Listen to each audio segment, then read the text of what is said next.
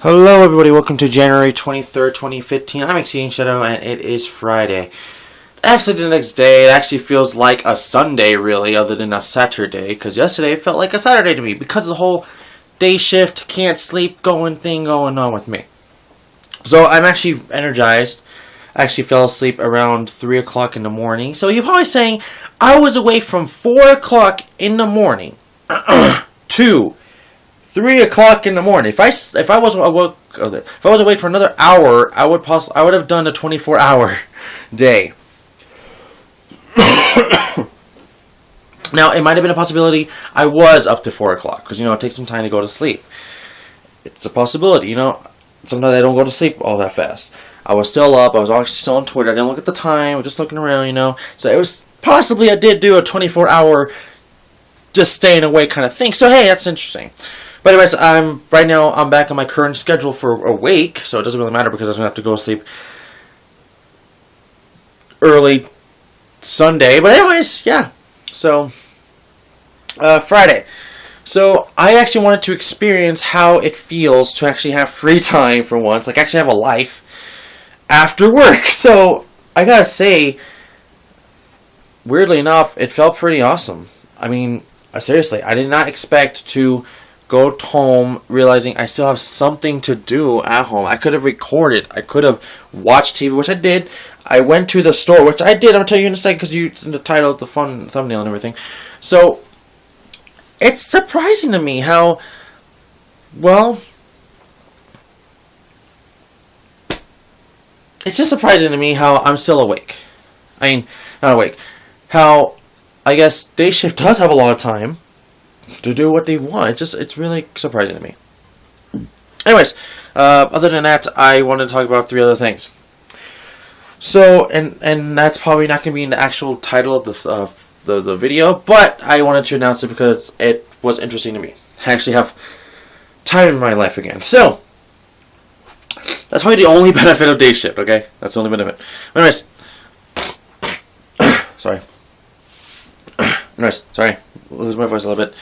So, after that, I got home. DBZ finally showed up on Skype at some point, like 10 o'clock. We started watching Sword Art Online. Yesterday, I said in the vlog, we started watching. Yes, we started watching from episodes 1 to 5. I give you my brief impressions. I just wanted to talk about it. Same with Sailor Moon Crystal, right? But today, we watched episodes, I think, 6 to 9 or 10, so we watched another 5.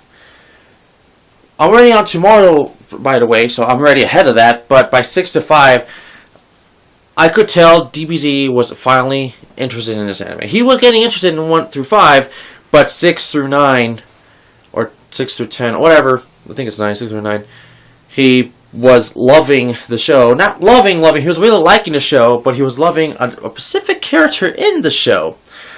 Now, I don't know how to actually pronounce her name. This is how me and DBZ's been pronouncing her name, the way it's spelled. Not the way it says, it's said, but it just the way I've known it. He likes Sinon. Asada. Not Asuna, Asada. The girl from Gunge Online. Sinon. Sinon. That's how we say it, Sinon. So, please tell me in the comments below if we're saying it wrong. Just tell me, okay? That's all. But right now, I'm going to reference her name to Sinon. I know to me, it sounds like Cinnamon Toast Crunch or something. Cinnamon. But Sinon is where I want to go because that's the only way I know how to pronounce it. So if there's actually a way to pronounce it, please tell me in the comments below or something, okay? I just want to know. So DBZ was really having a big fun of her of what her backstory was, which a lot of backstory for her on the show. And not too much as Kirito so far.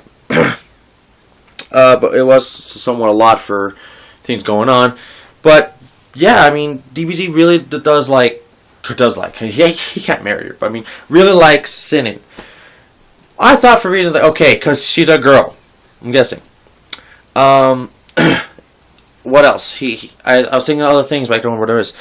But he actually liked the girl because of her backstory. Something to do with guns, something freaks her out, she tries to be cool, tries to be badass. I get that. That's pretty awesome anyways. So, for that, think is actually pretty cool. You know, my favorite girl, you know, is Asuna, but not because she's a badass or anything, but maybe because of her more like cheerful ways of looking at stuff at life and just supporting you no matter what, you know. Maybe that's the type of girl I kind of want, but I don't know. I mean, it just depends on your type, I guess, you know. So, whatever. Anyways, the other thing, other than DBZ loves Sinon, I got stuff today. So, we're talking about more Sword Online stuff tomorrow, because in tomorrow's vlog, we're like, ahead. So, I don't know how many episodes, because we're still watching it. It's still basically the day. So, today, I went to GameStop. I said, hey, let's just go to GameStop, see what they have. And you know what? I just went all out. I decided to finally get an Xbox prepaid card. A code card, I should say, whatever. And it was a $50 card. $50 card. So you're probably saying, so what are you going to buy it on? I already spent it all. I already spent the $50 on. Now you're probably saying, on what? Okay. To you guys, it might not be a big thing, but for me, these were the last 3 games currently that Xbox even had that I wanted on their service. On Xbox 360, I wanted to get Shank. I already have Shank 2 because of a sale way back when it was super cheap. So I wanted to get the original Shank. Now I have it. That was one of the games. The reason I got Shank, or got interested in the game Shank, is because DBZ showed me how cool the game Shank was. So I was like, damn. So now I got Shank. The other game is DaytonaUSA, because I'm afraid that they're going to take it off someday without me even knowing, like they did with Afterburner Climax, which I'm still pissed off about that. And I talked about that at least 3 times or twice in the end of the year of 2014. So I bought DaytonaUSA as soon as possible, because there was like only 3 games left, and I actually did play it. I actually liked it a lot. I just have to get better at it, so I will. No point in that, but I will get better at it. And the very last game was actually the most expensive thing on there, because it was the only downloadable game that I actually truly did want for the longest time, by the way, the longest time. And that is DeathSmiles2X. Now, if you don't know what DeathSmiles2X is, or even DeathSmiles at all, it's basically a side-scroller shoot-'em-up. Starting 4 witches, going on with some worlds and stuff. I mean, the first game is a physical release on Xbox 360. The second game, it's Japanese only with some translated English things related to it. So, I really wanted to get it. Okay, it was $30. I got it. And I'll play it when I can. And I did play it for a bit, because I was already getting like achievements, but I was like, let's not play it too much, because if I start playing it, I'll just beat the game, because I really like DeathSmiles2X. Well, that's what I'm going to be hoping on, because I really like the first one, Deathsmiles. So, anyways, that's it for that. I got DaytonaUSA, Shank, and Deathsmiles2X. So that's 3 games right there, which all cost $50. Not separately, but together. Shank and DaytonaUSA was both $10, and Deathsmiles was, 2X was $30. So 40, 50. So there you go, 50. Now I still had $1.77 in there since the Xbox Live rewards program or something, but I didn't even know that until I actually put points in. So that was surprising to me. So other than that, the other things I bought at GameStop. The other things. This was more of would start switching some games to another console. I prefer it on that more. So I have told you in the past what games I wanted on specific consoles the most. Now that I have, for example, Dynasty Warriors Gundam 2 and 3 on PS3. I now want Dynasty Warriors Gundam, the original, on my PS3 as well. I have it for the 360. I just need to find it for the PS3 now, so I can get rid of the 360 version. I wanted to have whichever game collection that has the most on the specific console, have it on there. Now you might be saying, so what are you going to do with Naruto? I mean, you have like 5 Naruto games on 360 and like 2 only on the Xbox, or sorry, on the PS3. I have thought of that. I just said I'm not going to touch it. Reason.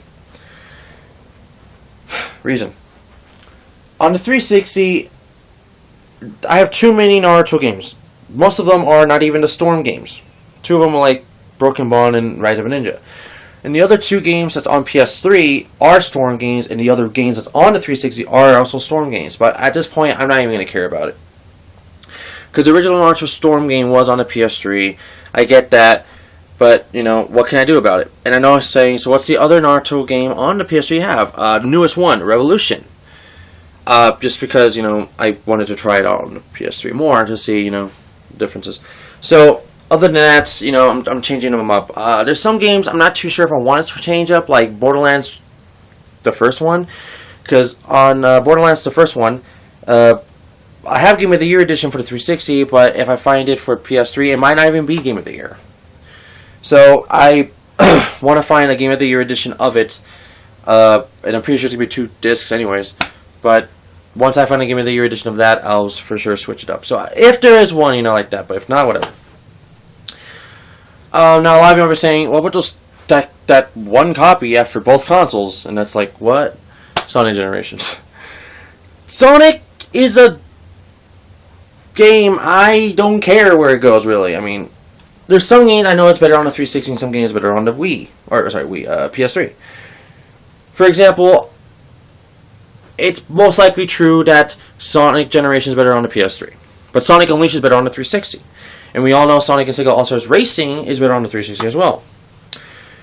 But, you know, there's other games is like, what about Sonic 06? Does it really matter what that's on? Really? It's messed up anyways.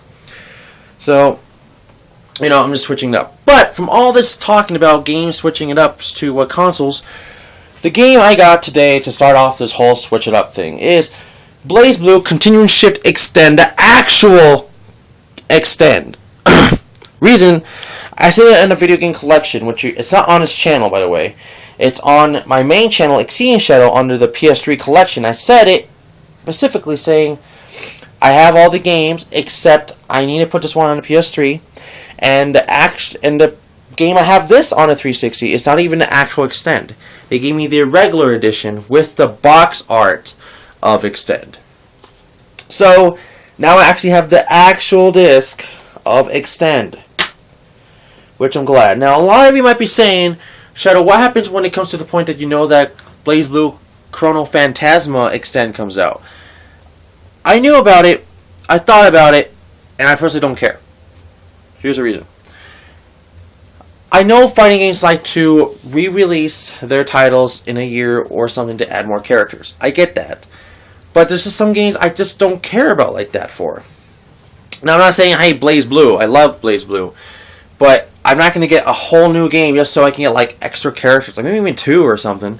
Just for another $40, $60. And then when I try selling the Chrono Original Phantasma, it'll be like nothing worth value for me to even sell or trade or anything. So I'm not going to do that. So what's the point? So yeah, I have not yet tried out BlazBlue Continuum Shift Extend on the PS3. But I now have it for the PS3, which I'm glad to have. And that's one less game. I can now switch it up to my PS3 and not my 360. Because I need to make some room for my 360. Because there is some games that's only for 360. And I've been learning which games they have been. And, you know, I'm just switching up some of them to PS3. And vice versa. So, once again, thank you for watching at that part. There is one more thing I want to talk about. I almost wanted to end the vlog, but there's one more thing I need to talk about. One more thing. And it's not a bad thing, it's just that I can't believe I actually bought it. Now, I'm not saying it's a bad thing at all, but just that I was so against them, like, in a way. I'm not saying they're a bad idea, they're actually pretty cool and stuff, but I never really imagined if I would actually get one. And if I knew if I get one, I have to get one that I know I'm wanting to get. So, Exceeding Shadow, have got to my very first Amiibo. Yeah, Amiibo, you know, the moneymaker toys from, like, Skylanders and Disney Infinity, but it's by Nintendo. But it's by Nintendo, so it's way better than the rest. Anyway, ladies and gentlemen, my very first amiibo for the Super Smash Brothers themed ones, because I know Mario ones will be coming out eventually, is my very first Smash character I love to choose. I choose you, Pikachu. Yep, I got it for about $12 and something cents. 13 per say that. So I finally got my first amiibo. So one thing is that, like, I am a collector and stuff, but it will kind of kill me if I try opening it. And if I can still use the thing, like somehow I can still use it, and I can just put it on the gamepad for like some time, just so it can think it's out of the box, I would do that. If I haven't tried that idea yet, but if it works, I will keep it in the box. Fuck it. But you know, if it doesn't, then I'll have to take it out. But I have gotten my very first amiibo, and I'm totally excited to now try it out.